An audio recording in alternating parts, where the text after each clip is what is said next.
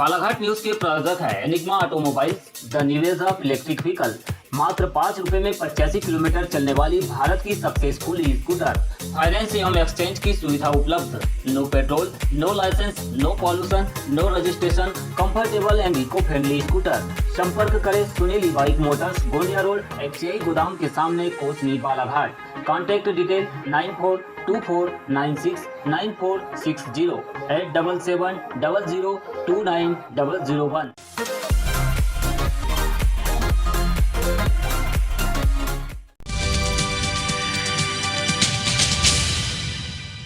नमस्कार, बालाघाट न्यूज में स्वागत है। शुरुआत करते हैं बुलेटिन न्यूज की। सर्व आदिवासी समाज के आह्वान पर आज जिला मुख्यालय में हजारों की संख्या में आदिवासी समाज के लोग अपने अधिकारों को लेकर सड़कों पर उतरे। इस आंदोलन में अन्य बहुजनवादी संगठन के लोगों का भी समर्थन मिला, लेकिन इनकी संख्या आदिवासी समाज के संगठनों के आगे कमतर ही रही और चारों ओर आदिवासी समाज की ही मांगें बुलंद होती रही। आंदोलन से पहले आदिवासी समाज के लोग चौपहिया वाहनों और अन्य वाहनों में बैठकर मुख्यालय के उत्कृष्ट विद्यालय के खेल मैदान पहुंचे, जहां सर्व आदिवासी समाज का प्रतिनिधित्व कर रहे विभिन्न संगठनों के पदाधिकारियों ने 9 सूत्रीय मांगों का ज्ञापन पढ़कर सुनाया और इसके बाद उन्हें संगठित तरीके से रैली निकालकर कलेक्ट्रेट पहुंचने के लिए आह्वान किया। इस दौरान करीब 1 किलोमीटर लंबी रैली के चलते पुलिस प्रशासन को जगह जगह बैरिकेड्स लगाकर यातायात को बाधित भी करना पड़ा, तो वही आदिवासियों की इस रैली को सुरक्षा भी प्रदान की गई।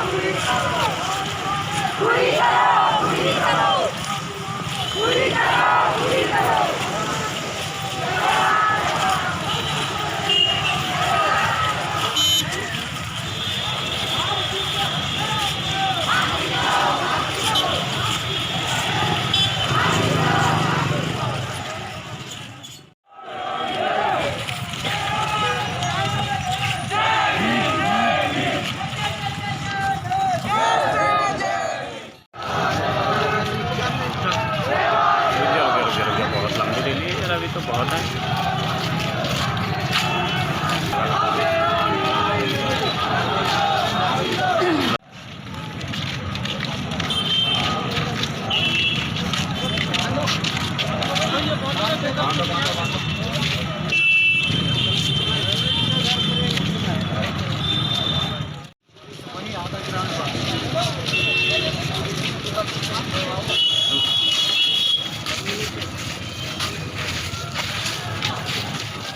यह रैली नारेबाजी करते हुए अंबेडकर चौक, काली पुतली चौक, जय स्तंभ चौक होते हुए कलेक्ट्रेट कार्यालय पहुंची, जहां प्रशासनिक आदेश पर पूर्व से रास्ते को ब्लॉक कर दिया गया था, जिससे कि आदिवासी समाज के इस आंदोलन में शामिल लोग कलेक्ट्रेट परिसर में दाखिल न हो सके। वहीं पुलिस प्रशासन के द्वारा भी चारों ओर से इन आंदोलनकारियों पर नजर रखी गई, जिससे कि आंदोलन के नाम पर किसी भी प्रकार की असंवैधानिक गतिविधियां न हो पाए। रैली जैसे ही कलेक्ट्रेट कार्यालय के समीप पहुंची, यहां पर पुलिस ने सभी का रास्ता रोक दिया और सर्व आदिवासी समाज के प्रतिनिधियों को ही कलेक्टर से मिलने के लिए जाने की अनुमति दी।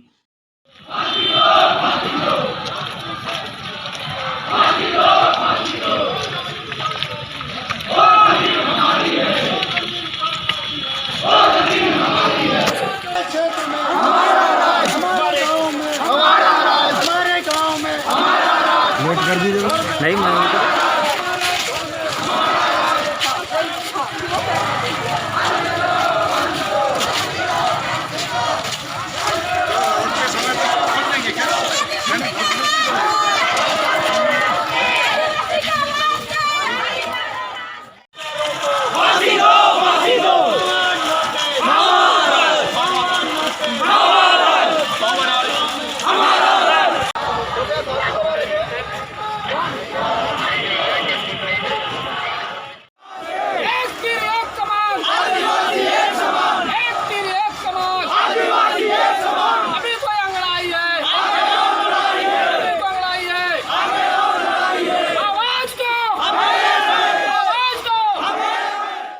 राम सिंह धुर्वे की हत्या की न्यायिक जांच हो, आदिवासियों पर हो रहे अत्याचार बंद हो, अनुसूची वाले क्षेत्रों में गौण खनिज के खनन पर बाहरी ठेकेदारों का वर्चस्व खत्म किए जाए, 5वीं सूची का क्रियान्वयन पूर्णतः लागू किया जाए, फॉरेस्ट राइट्स एक्ट का क्रियान्वयन किए जाने सहित अन्य मांगों पर करीब 6 घंटे तक कलेक्टर से चर्चा हुई। चूंकि यह सभी मांगे शासन स्तर की होने के कारण जिला कलेक्टर ने उनके मांग पत्र को शासन तक पहुंचाने का भरोसा दिलाया, लेकिन आदिवासी समाज के युवा वर्ग ने कलेक्टर के स्वयं उनके बीच नहीं पहुंचने और अधिक समय तक चर्चा के बावजूद निष्कर्ष नहीं निकलने के कारण देर शाम तक कलेक्ट्रेट पहुंच मार्ग को बाधित कर रखा था। हालांकि जैसे जैसे शाम होते गई, आंदोलन में शामिल सर्व आदिवासी समाज के लोग धीरे धीरे घर पहुंचने लगे, जिससे आदिवासी समाज के युवाओं में आक्रोश भी दिखाई दिया, जिसे लेकर एक बार फिर से आदिवासी समाज ने इससे भी बड़े आंदोलन की चेतावनी शासन प्रशासन को दी है।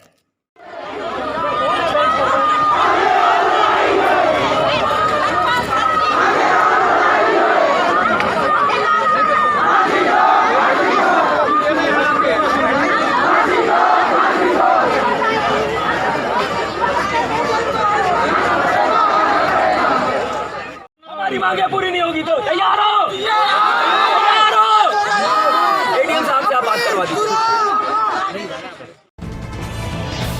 सर्व आदिवासी समाज के आंदोलन का भले ही कोई निष्कर्ष प्रशासनिक स्तर पर नहीं निकल पाया, लेकिन आंदोलन की भूमिका और उसकी रणनीति को तैयार करने वाले आदिवासी विकास परिषद के अध्यक्ष भुवन सिंह कुर्राम ने अब शासन से ही आदिवासियों के अधिकारों को लेकर सीधे तौर पर संघर्ष करने की बात कही है। बड़े पैमाने पर बालाघाट का आदिवासी समाज जो है अपने अधिकारों के लिए संघर्ष कर रहा है और सड़कों पर उतरा है। क्या कुछ मांगे आप लोगों की? जी, मैंने ये जो आंदोलन है हमारा, जो पिछली बार 15 सितंबर को हमने जो 9 बिंदु पे ज्ञापन दिया था, तो प्रदेश सरकार ने 9 बिंदुओं पे किसी प्रकार का हमें संतोषप्रद जवाब नहीं मिला, कोई कार्रवाई संतोषप्रद नहीं हुई है। इसलिए हमें दूसरी बार ये निवेदन करने के लिए ये जन आंदोलन करना पड़ा है। और हम चाह रहे थे कि जिस प्रकार से हमने मांग की है उसका सही कार्रवाइयाँ सरकार के द्वारा से।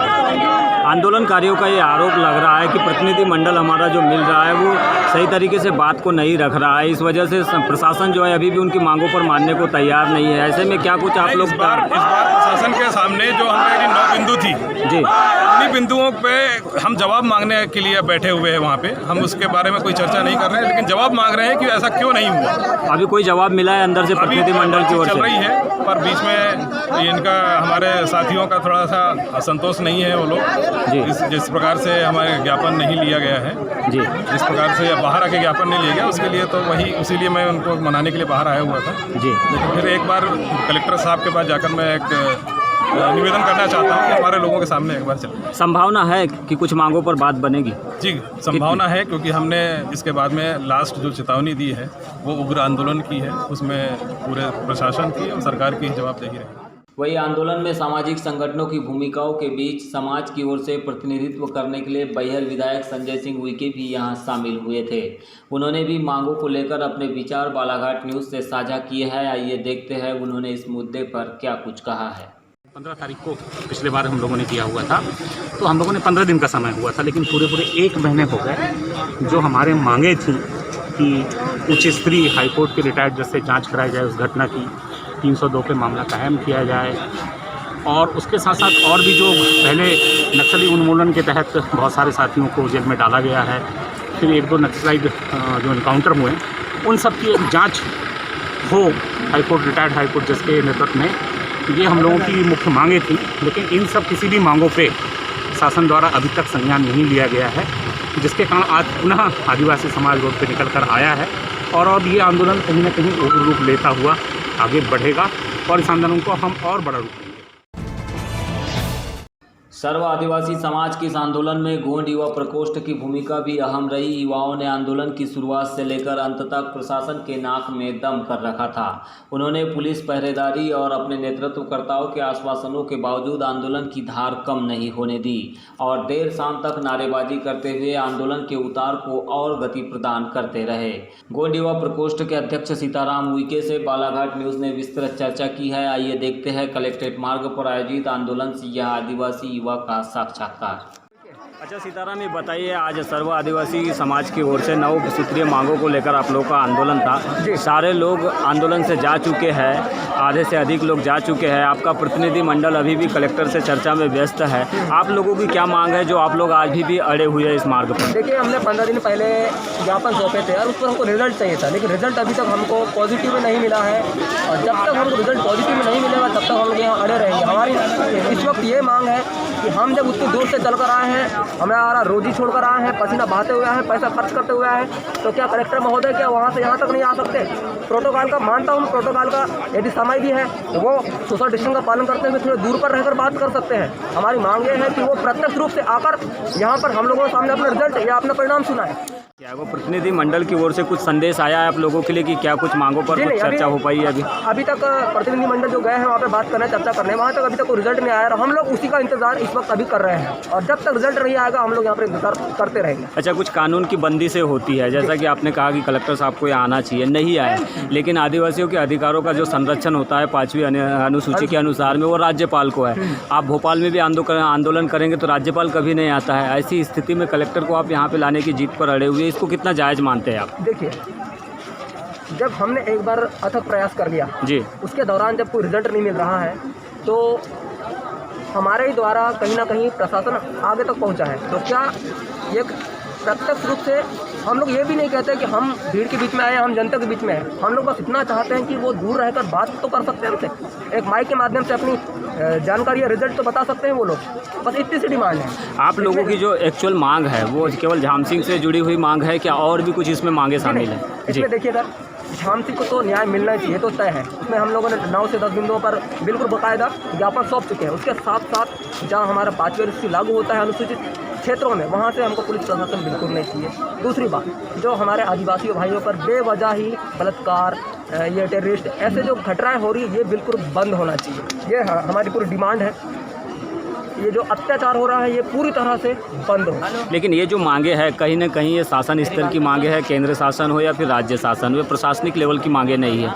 ऐसी स्थिति में आप लोगों का ये आंदोलन क्या आपको लगता है सफलता दिला पाएगा? आपका शासन में प्रतिनिधि नहीं है, आपका केंद्र में प्रतिनिधि नहीं है। जी, हमारा भारत देश लोकतंत्र का शासन है, बिल्कुल आप भली भांति सभी लोग जानते हैं। तो स्वाभाविक सी बात है, जहाँ लोकतंत्र का शासन हो तो वहाँ पर लोकतंत्र की ही बातें माननी चाहिए। और मेरे ख्याल से जो हम लोग आज प्रयास कर रहे हैं, लोकतंत्र जितना जब हम लोग एक हैं तो उसका हमको रिजल्ट भी मिलना चाहिए।